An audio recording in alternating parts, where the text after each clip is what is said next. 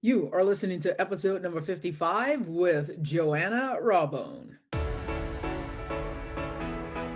If you're someone who wants to make major changes in their life, someone who wants to achieve their goals, or maybe you're someone who knows this is not as good as it gets, but you have no idea where to start. On the Reinvent You podcast, we explore different types of people, their successes and failures, and how they reinvented themselves to create the life they love. It's our hope that from hearing their stories that you too may have more insight into what it takes to build the life that you envision for yourself. Here to help you do that is performance and life coach Travius Stewart.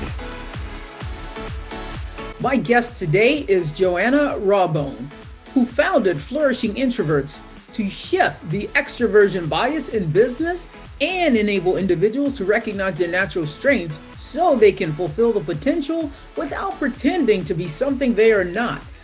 Today on the podcast, we discuss an array of things, like who Jo is, as she likes to be called, how she even got started in this work. We talked about what extraversion bias is, how to give space by taking maybe even a pause to introverts, how introverts are even able to get up on a TEDx stage, the 6 types of introverts, why she is so passionate about this work, and a whole plethora of other things.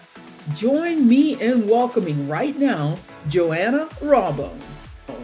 Jo, where are you located right now? You've got this beautiful accent that I am going to probably take on by the end of the episode. Where are you located right now? So I live in the UK and I'm down in the southeast of England. So for anyone who knows that area, between London and Dover is about where I am. London and Dover. See, I just want to do it. I just want to go there.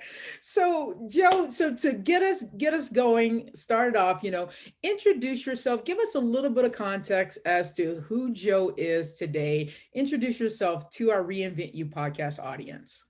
Thank you. Yeah, so I am a trainer, coach, facilitator. I've been doing that kind of work since 1987. Nice. These days, the more people I work with, they weren't even born when I started doing this work. And I'm really proud of that because I'm passionate about what I do. But in terms of who am I think, I really only started to get a feel for who I was in my 30s. And it's only in my mid to late 50s that I started to then say, and I'm proud of who I am. So it's been a very long journey for me. And if I can help other people find who they are earlier, I'd be delighted. So I'm Joanna Rawbone. I'm an introvert and I'm a proud introvert. Nice. Isn't that amazing? I just had my 51st birthday. And isn't that amazing that we wait all this time to find who we are? Because, part of my work as a coach is that, I help people become who they were meant to be instead of who they were molded to be. Why is it that it takes us so long to go, my God, to like we're 50 to be, this is who I am. And I'm okay with that. Why did it take you so long? Why did it take me so long? I think, well, there's one good reason why it took me so long, and it's called the extraversion bias. So the world, business, education, society has somehow deemed that extrovert is what's normal, is what's good. And anyone who doesn't fit that norm is somehow weird or broken or needs fixing. And actually, introverts aren't weird. We're just wired differently. And so for me, I couldn't be myself earlier comfortably or confidently because I didn't feel like I fitted in, because I was mocked, because I was bullied, because I was, given all sorts of advice about how I needed to be different. So the real me ended up feeling not enough, like I couldn't just be me. That's why it took me so long. Right. And so let's dive into that. Like, how would you define extraversion bias? Because it just fits the mold of everything else in the shoulding. We should do this, we should do that. How would you dive into what is extraversion bias? So, in order to answer that, we probably need to go back to what's an introvert, what's an extrovert, actually. Right. So, Okay. So introverts, and I use the Jungian definitions because I'm a big fan of Jung. And what Jung said was that introverts are already overstimulated mentally. So in order to recharge their mental batteries, to do their best work, to be really present in this world, they need to avoid additional external stimulation, which is why so many introverts are quieter. Extroverts, on the other hand, need social interaction, need change, need kind of high speed, high volume, high definition stuff in order to get recharged, to get pumped up. Imagine two people going into a gym. The extrovert, as soon as they throw open the doors and hear that, it's like they're already starting to get pumped up. For an introvert, it's like, earplugs in or headphones in, I'll do my own quiet stuff, not necessarily join in with that. So the extroversion bias is where our society gears everything around that. Push yourself forward, speak out, be loud, all of that stuff. So from education, put your hand up, tell us the answer, volunteer for things. When we get into the workplace, speak up, join in with the banter, have fun with people, don't be so quiet. And we're surrounded by, it's not okay to be you. And that's the extroversion bias. And it's in, as I say, in society, in education, in business, it's everywhere, it's endemic. And so we end up feeling not enough. Wow. So, oh my, yeah, because I taught high school theater for 24 years. And so the students who were in the back of the room who, just wanted to be quiet, wanted to be in the room, like I listened to your TED talk and you said, the introverts were kind of identified as tongue-tied loners, you know, yeah, as a matter of fact, I mean, I didn't look down upon them, but yeah, I didn't look at them as being, oh, this is awful, Joe. Yeah. I'm embarrassed when I admit this. Like, oh, I really am as an educator. Like I always thought, oh, okay, leave them alone. They want to do their own thing. Just leave them alone. Okay, Elizabeth, you go. And then yeah, I celebrated the ones who would raise their hand. Yeah. And Oh, and that's made me, I've got goose pimples you talking about that. oh, But yeah. that realization, the more educators realize that earlier, the more at an early stage in their life, introverts and extroverts learn that we're different. We both bring our own value, our own qualities, our own skills, our own strengths to certain situations, and that neither one is right or wrong. We're just different, and let's really celebrate and value that difference. Mm. Wow. So now, of course, because I'm a person who goes and thinks, had I known then what I know now, what could I have done differently? So speaking from the introvert perspective, Yeah. how could that introvert have helped me as a teacher in that situation to have handled that differently? So when introverts are able to know how they're different, so quite often young children don't know, like I didn't as a child, I didn't know why or how I was different. I just knew I was different. Yeah. But I think once we start to realize that the quieter ones are already overstimulated mentally, they're in their heads a lot. Mm-hmm. It's about giving them time to prepare. So if we talk about ad lib and spontaneity and all of the things that you talk about in theatre that I don't have the right terms for, Yeah. the extroverts will typically be great at that. Whereas our communication process, as you'll have heard in my TED talk, is think, say, think. Mm-hmm. So if you want me to assume a certain character or, behave like a certain animal, give me a bit of warning that, this or next week, what we're going to be doing is we're going to be thinking about animals. So as you go through your week, think about the different qualities and characteristics of an animal that you could adopt, because that's given me time to mentally prepare And then when we start the class, I can get into it straight away. But if you give the topic and then go straight in, my poor brain is going, hang on a minute, what does a cat even look like? How does a cat move? Mm-hmm. So it's about giving us a bit of preparation time, giving us warning, because some of the very best actors and actresses are, I'm supposed to say actors all the time now, aren't I? But are introverts, So true. yeah, yeah. And I forget who it was now, one of the famous English actors, his name will come to me at some point, but he used to have a bucket on the side of the stage because he would literally throw up before every performance. So he was that kind of consumed by everything. And Mm-hmm. yet you would never know that he was nervous or an introvert. Oh, wow. Uh, Yeah.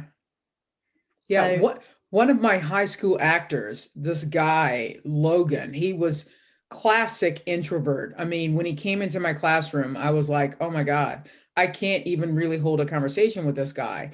And then when he started acting, I was like, holy, like we did Flowers for Algernon, and he was my lead actor, and well, he was one of the doctors. He wasn't Charlie, but I was like, oh my God, this guy's brilliant.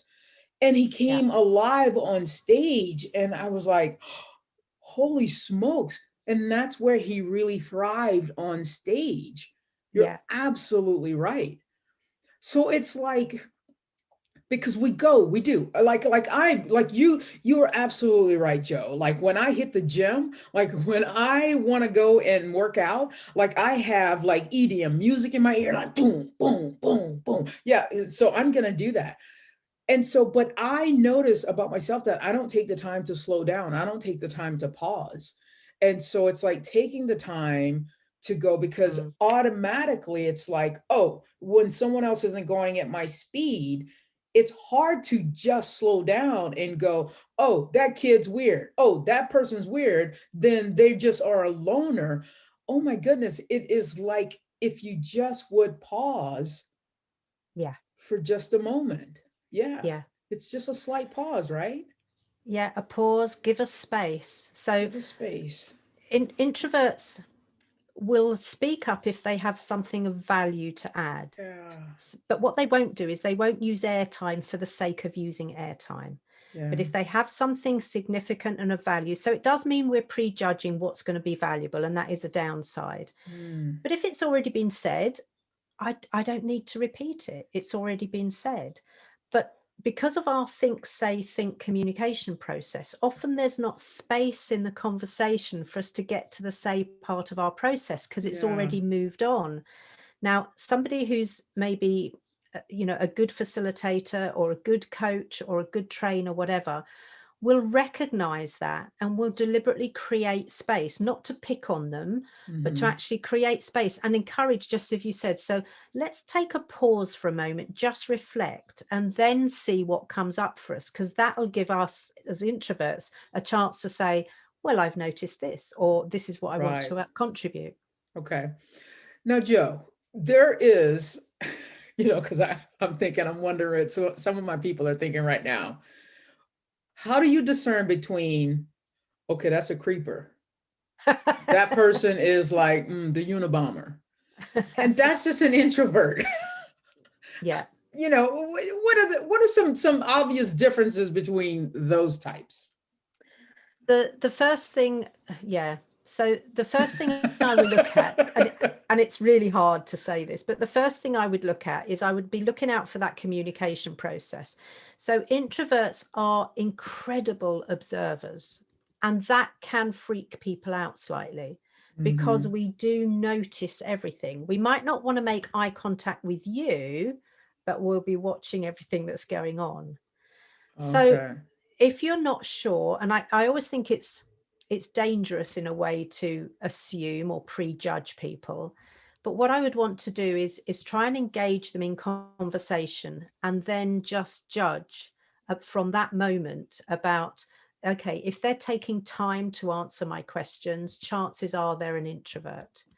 So, you Mm, know, it's about the quality of conversation, because introverts don't do small talk. we can be really awkward around small talk, because the types of conversations that we love, that we will get headlong into, are the generative conversation that expands our thinking and takes us somewhere else altogether. But if we're just talking about the football game or the weather or the holidays, or it's like, I don't have headspace for that because I'm already Right. overstimulated. I have headspace for the enriching stuff. Okay. So I would, if you're not sure, I would try and engage in conversation, and start with something like, I've noticed you're really, really taking everything in. What's your sense of what's going on here? To give you a chance to see whether actually what they are doing is observing, or whether they are just somebody who's kind of lights on but nobody's in. Okay. And then, so if they don't engage back with you, like what if they don't even talk back to you? What would you conclude? A number of things might be going on there. So one, there might be social anxiety going on, Mm, and it's not the preserve of introverts. Extroverts have social anxiety too, but can you imagine how crippling that is? I need social interaction in order to recharge my mental batteries, and I have social anxiety. I mean, that is a crippler for extroverts. okay. So some introverts will have social anxiety, and of course that can be worked on, that can be improved. Some introverts are shy, but not all. I'm not shy. In my 6 types of introversion, I'm an open introvert. If you ask me how I'm feeling or what I'm thinking, I'll probably tell you. So you better mean that you want to know how I'm feeling. Yeah. So it's not a case that introverts won't engage. Some types will be a little bit more reticent. Some people who identify as an introvert say, I hate phone calls. I will never answer the phone or make a phone call. Well, that's not me either. So there are other issues going on. So if somebody really doesn't engage, chances are it's more than introversion, it's social anxiety, or even they're a misanthrope, they just hate people, in which case they're probably going to turn around and walk away as you're walking towards them anyway. Yeah. Okay. Okay. I get that. So you just brought up a little bit about the 6 types of introverts. And was that something that you discovered, Joe? It's something that I refined. I'd heard a bit about there being different types, and I'd looked into it, and none of them worked for me.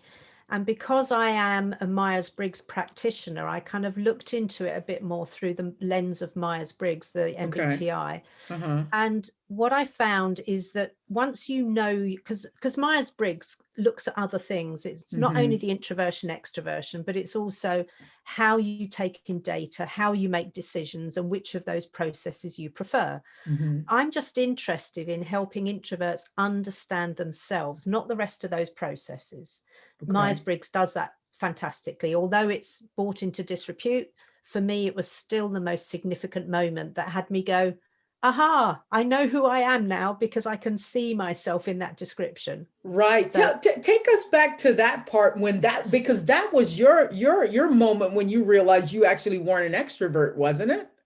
yeah, well, it was the time when I realized why I was different. So I was in my 30s. I was on a women's management development program, and one of the things we did there was this Myers-Briggs type indicator.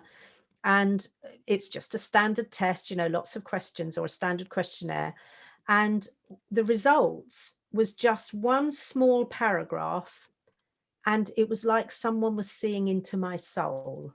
Everything that was described there, it was like, okay. And if this questionnaire knows that's me, there are other people like me here too. Yeah. So in that moment, I realized I wasn't broken. There was nothing wrong with me. Mm-hmm. I was an introvert.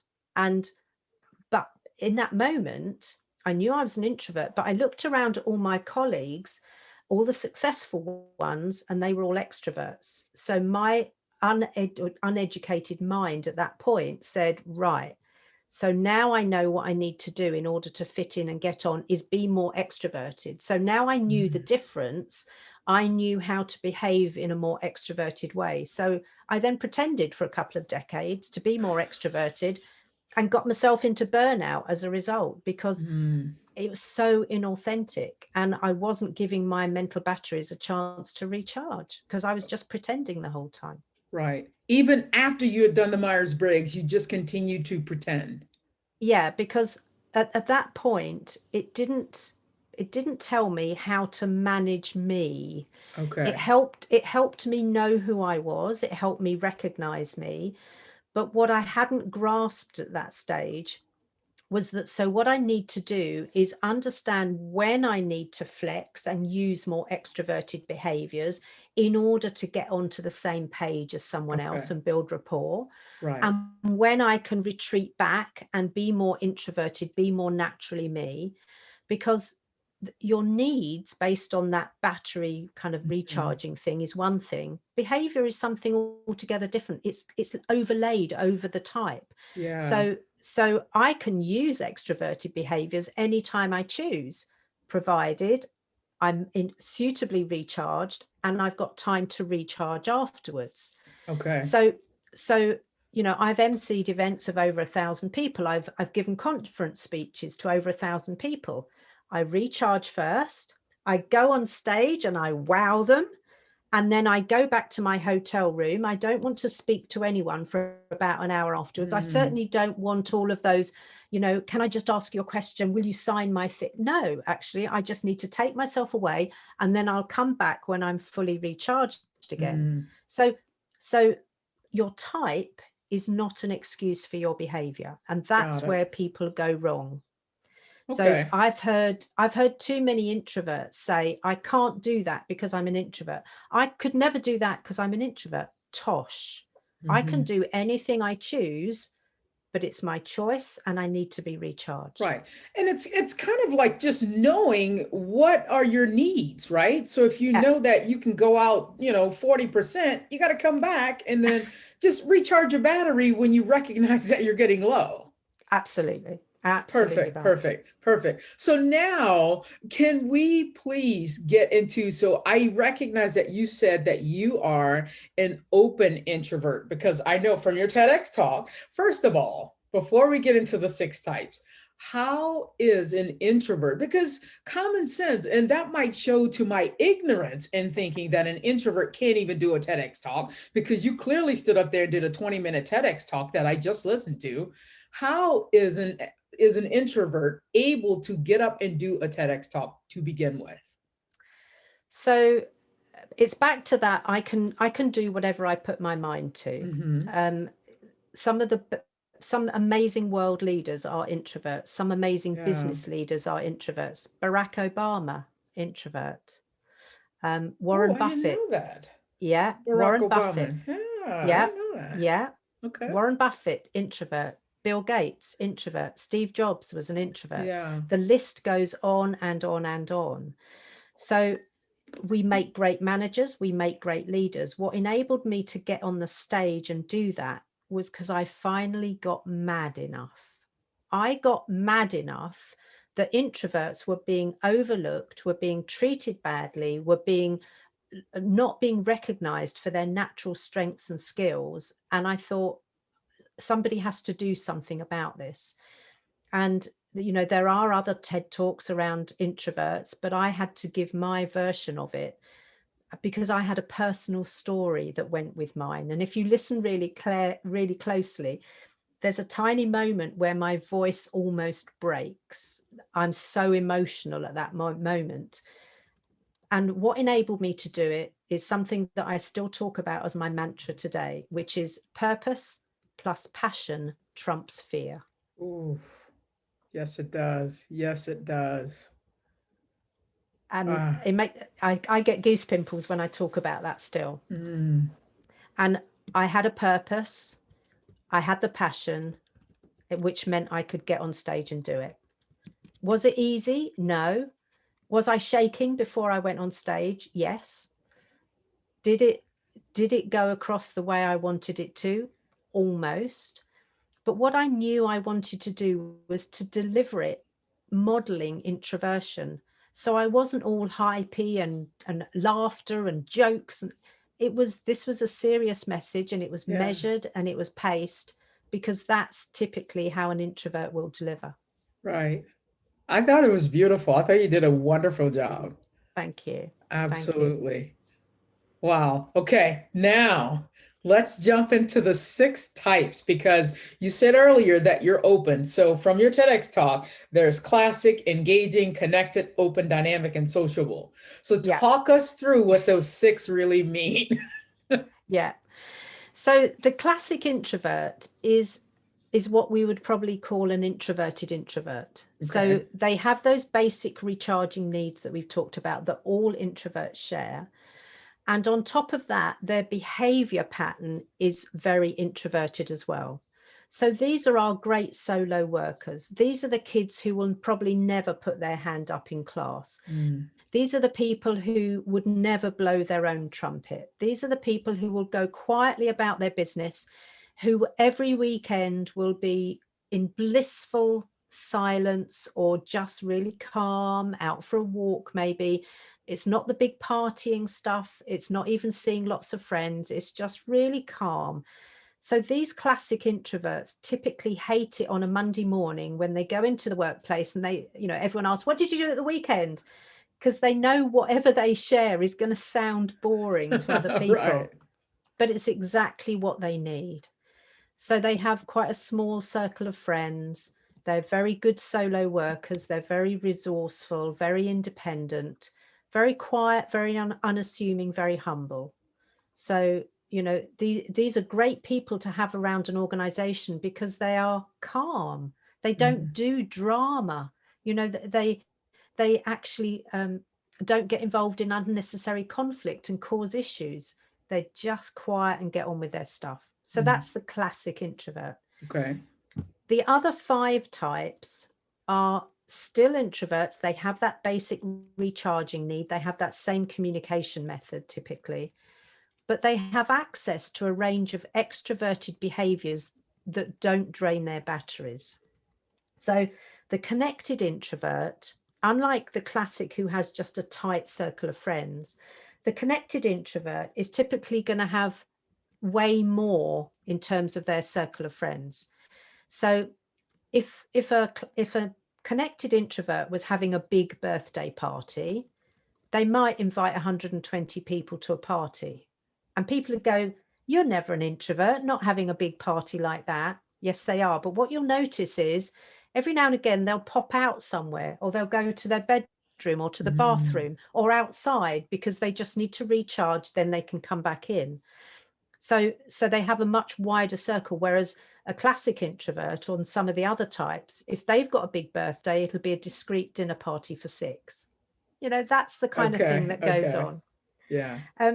The dynamic introvert learns more like an extrovert. So, and as an educator, you'll know this, we have different learning styles. Most introverts are really reflector theorist when it comes to their learning.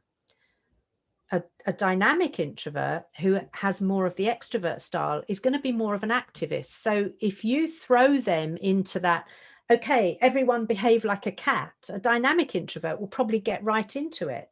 The other types of introvert won't. So their learning style is more pragmatist activist than the other styles. Okay. The engaging introvert is the one who's fabulous on stage. So the one who can turn it on, and actually they have a magnetic energy, they have a compelling message, they know how to tell a story, they draw people in, but they still have that recharging need. Once they're off stage, a bit like me, they're off. They don't kind of hang around for people. Okay. The open introvert, which is me, as an open introvert, I'm very happy to share my thoughts and feelings. Most introverts are quite contained. They're quite unreadable. Whereas if I'm having a good day, you'll know about it. And if I'm having a bad day, you'll know about it too. So again, people don't always recognize that as an introvert type because I'm not as contained as some introverts are. Okay.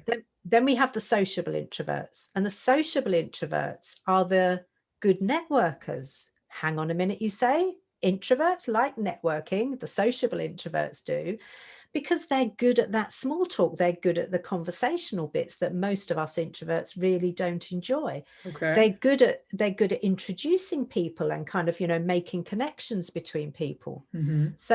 So again, people would say, you're not an introvert. I've seen you at networking meetings. Oh, yes, I am. But I have a Okay. strategy for when I go in.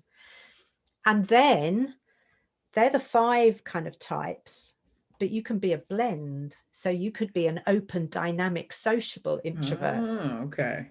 Now that really confuses people, because Right. that looks nothing like an introvert. But then what you have to do is still have that recharging need and still make sure you're looking after your batteries.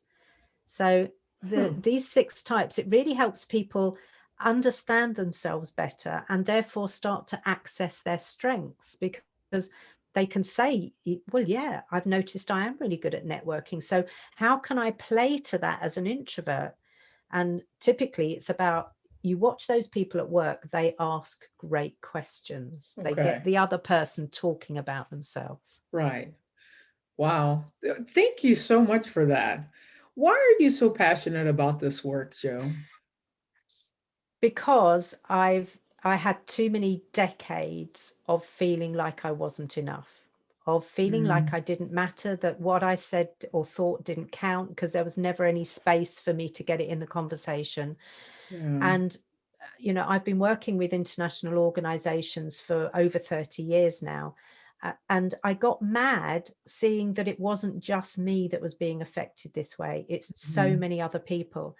And when you think up to 50% of any population identifies as an introvert, that's potentially half of every workforce who are feeling not good about themselves, that it's impacting their mental health and well-being. Yeah. We have a responsibility as part of the diversity, equity, and inclusion agenda to make sure that they are part of, included in, and valued by an organization. And that's why I'm passionate about it. I'm here to make a difference. I love that. And I love the path that you've chosen. It's amazing how, this has been decades for you. And whenever you Yeah, are that little thought of not feeling good enough, that one yeah, little thought that was placed probably somewhere below the age of 10, yeah, and it's matriculated all the way through your life, past 50, and it's taken on that form. And yeah. look at the work that you're doing in this world. And so, can you talk about the work that you're doing through your Frustrated to Flourishing virtual program? How Yeah. is that taking shape? What does that look like? And how is that helping change the world today?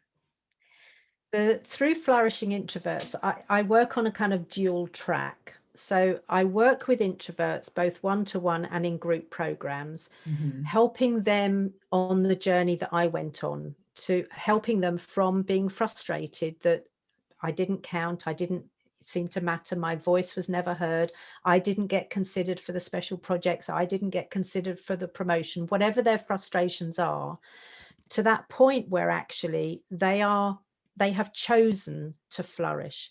Mhm. Flourishing for me, and it's such a beautiful thing, because it's not an end result, it's a process. So we are on a journey of flourishing. Every day I choose to flourish. I could choose to be static, could choose to stagnate. Yeah. I choose to flourish. So this is about choosing to live in a way that brings me joy, choosing to be myself so authentically that if some people can't take it, I'm fine with that. I'm cool with that, because actually I am flourishing as who I am. So, in line with the work you're doing, you know, it's not necessarily about reinventing yourself. It's about finding yourself. It's about Yes. reclaiming yourself, is the work that I do. So slightly different, but just as important, I think. I love that. And so that's the one path, working with introverts like me, who've and often, it's people in their 40s and above, because until that point you realize that you just have to toe, or you think you just have to toe the line and do what's needed in order to fit in. And then people have that epiphany where they go, to hell I do. I'm actually going to find and be me from now on in. And I think it's at a point when people go, there's more to life than this.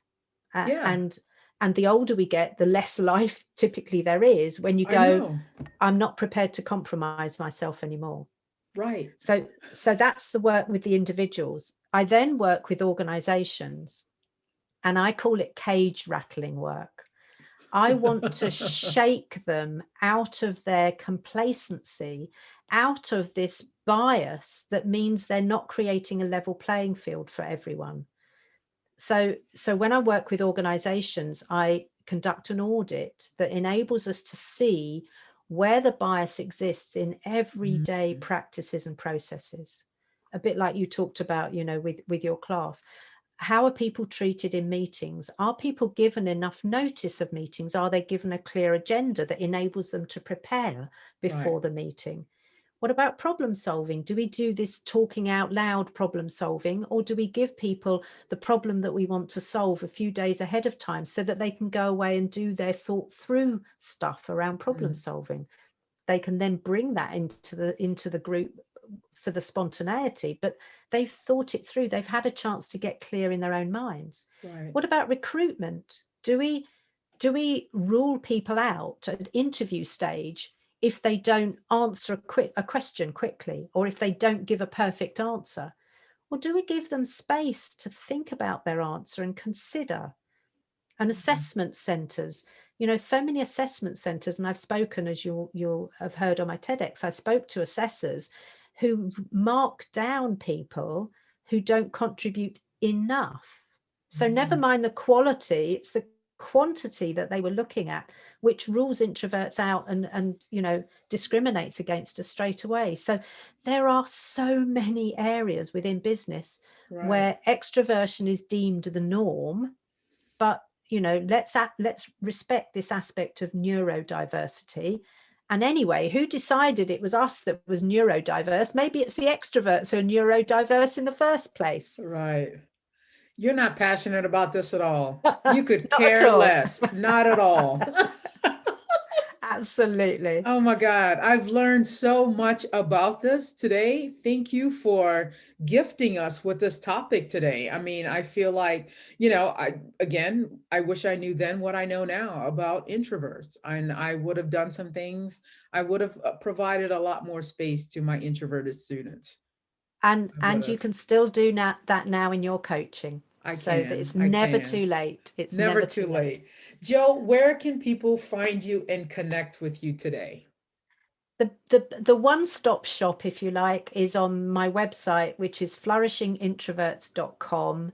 There you'll find my podcast, which is called the Flourishing Introverts Talks, dispelling the myth that we don't have anything to say about or say for ourselves. Yes. My TEDx talk is there. Information about my programs is there. My blog is there. It's the one-stop shop and the questionnaire that will help you find out what type of introvert you are. Okay, boom. And of course, I'm going to drop all of those details in the bottom of the show notes. Well, Joanna Rawbone, thank you so much for being on the Reinvent You podcast. It has been an absolute blast of a conversation, and it was so great to have you today. Travia, thank you so much. I've loved it. Joanna Rawbone. If you like what you're hearing, and perhaps you're interested in having a complimentary conversation with me, click the link at the bottom of the show notes. Thank you so much for listening. If you even want to know more about what I'm up to, head over to traviastewart.com. And if you like seeing the videos of the podcast, every episode is on my YouTube channel. Take care, guys.